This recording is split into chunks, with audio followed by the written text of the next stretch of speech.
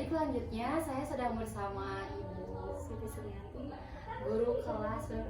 Guru kelas 2. Ya, langsung saja ke pertanyaan yang pertama ya. Yaitu mengenai integrasi teknologi informasi dalam pembelajaran sehari-hari di kelas. integrasi berarti penggunaan teknologi ya. Ya. Untuk saat ini karena memang kemajuan zaman juga sudah, pengetahuan anak-anak tentang IT juga sudah maju, lebih kritis lagi, sehingga pendidikan itu memang guru mau nggak mau harus melibatkan IT di dalam pembelajaran ya. Sekarang sudah banyak sekali IT yang digunakan. Selanjutnya, cara memilih dan mengevaluasi sumber daya digital untuk digunakan dalam pembelajaran di kelas. Untuk di kelas mungkin kita harus dalam memilih IT yang digunakan harus sesuaikan dengan kemampuan anak ya. Kebetulan ibu ngajar di kelas 2, jadi IT yang digunakan juga masih terbatas. Yang biasa kita gunakan paling fokus untuk menayangkan video seperti itu. Bahkan kalau sekarang mungkin tab udah mulai bisa digunakan ya. Dan juga untuk permainan-permainan, karena banyak pembelajaran yang kadang-kadang anak akan lebih tertarik apabila disampaikan dengan permainan. Selanjutnya, cara merencanakan dan menyusun materi pembelajaran yang memanfaatkan sumber dan media berbasis IT. Menyusun pembelajaran. Ya. Kalau kita menyusun pembelajaran pasti harus disesuaikan dengan materi ya, materi yang akan diajarkan pada saat itu. Kemudian kita juga harus melihat apa tujuan yang ingin disampaikan, yang bisa memang dibutuhkan oleh anak ya. Jadi IT-nya juga tentu kita akan menyesuaikan dengan materi dan teknik pembelajaran yang akan kita pilih, sehingga anak benar-benar bisa menguasai materi itu. Selanjutnya, cara menyesuaikan penggunaan teknologi informasi dengan gaya belajar yang berbeda di antara siswa. Seperti kita ketahui ya, gaya belajar anak sekarang itu kan sesuai dengan karakteristiknya ya. Gaya belajarnya ada yang audio, ada yang visual, ada yang kinestetik seperti itu. Nah, tentu kita akan berbeda-beda, tetapi tidak semua materi bisa diterapkan dengan tiga teknik itu.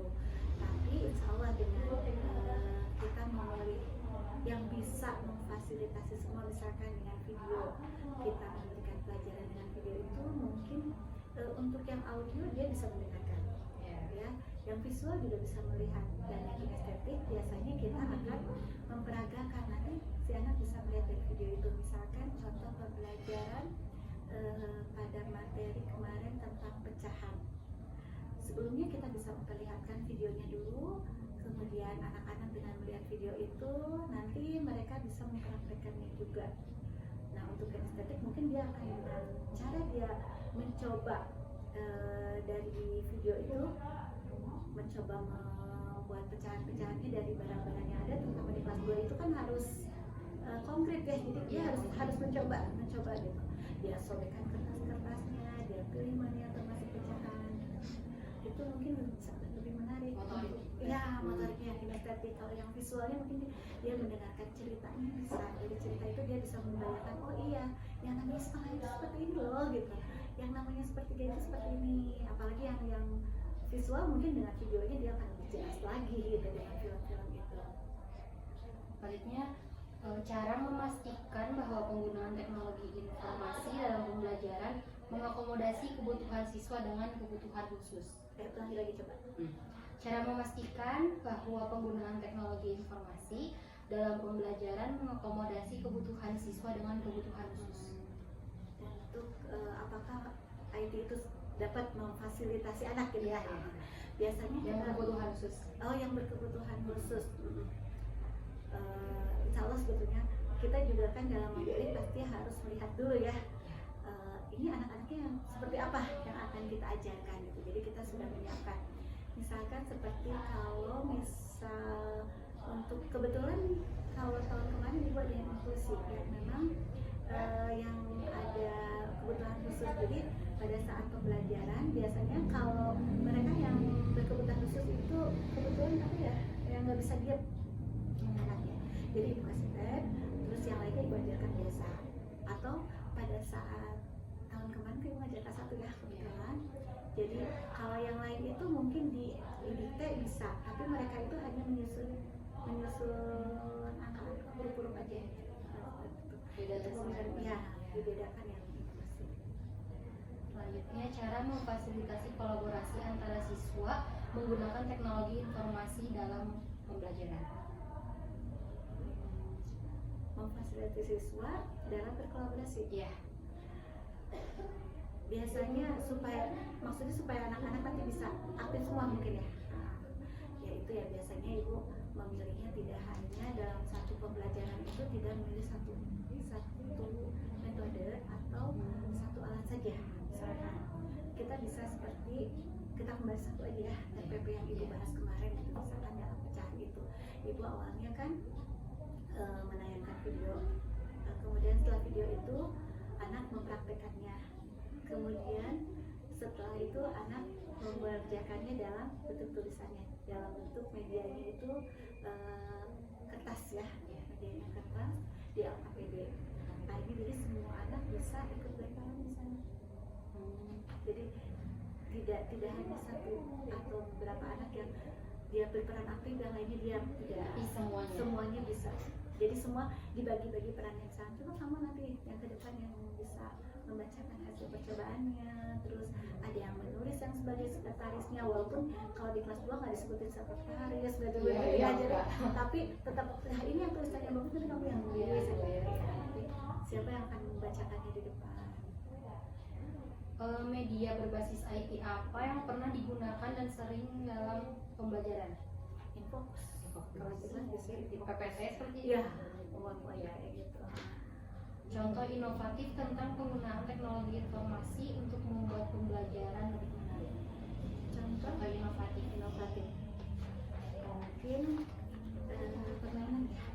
Kita buat pakai Infokus, biasanya ibu kadang-kadang tidak layarnya ibu ganti dengan papan tulis putih, dibuat seperti, walaupun itu kita pakai Infokus, tapi anak tetap mengerjakan dia di balapan lah gitu ya, mau di gitu. Nggak apa-apa ya, campur. Jadi anak dilombakan cara menyelesaikannya, ditempel-tempel ke depan gitu, dengan cerita, kemudian dari cerita itu coba kamu bikin kata yang sesuai dengan cerita tadi gitu. Nanti di layar itu memang ditempelkan gambar, tapi dari Fox juga ya, anak tinggal Hambatan atau kesulitan dalam pembuatan maupun penerapan media yang dirancang. hambatannya keterbatasan alat yang ada di sekolah juga ya, sarana prasarananya yang memang masih kurang. Kita dengan 20 rombel kita masih memang kadang-kadang rebutan untuk fokus kayak gitu, karena kita hanya punya beberapa saja. Kemudian waktu juga, karena kalau biasanya kalau kita ya karena keterbatasan alat, jadi kita harus kalau mau mengajarkan kita harus mempersiapkannya dulu, kadang-kadang habis waktu ya kayak gitu.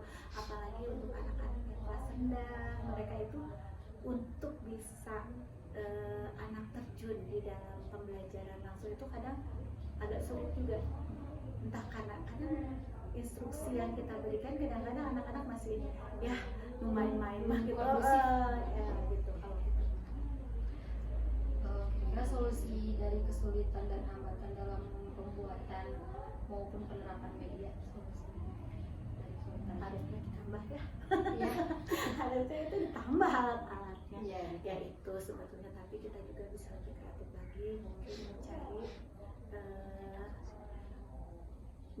media yang mungkin bisa mengganti, bukan hanya kalau IT mungkin kita bisa aja ya, kalau IT bisa Infokus itu kan memang tidak bisa dibuat lagi ya, atau kita mencari media yang lain yang bisa lebih, apalagi untuk di kelas 2 tuh kayaknya media justru yang anak bisa pegang gitu, yang lebih anak lebih betul yang konkret gitu ya.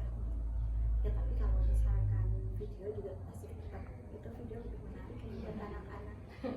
Jadi yang lebih banyak dipakai sih itu masih Infokus, IT-nya ya laptop seperti itu ya. Sebelum yang lain-lain lagi.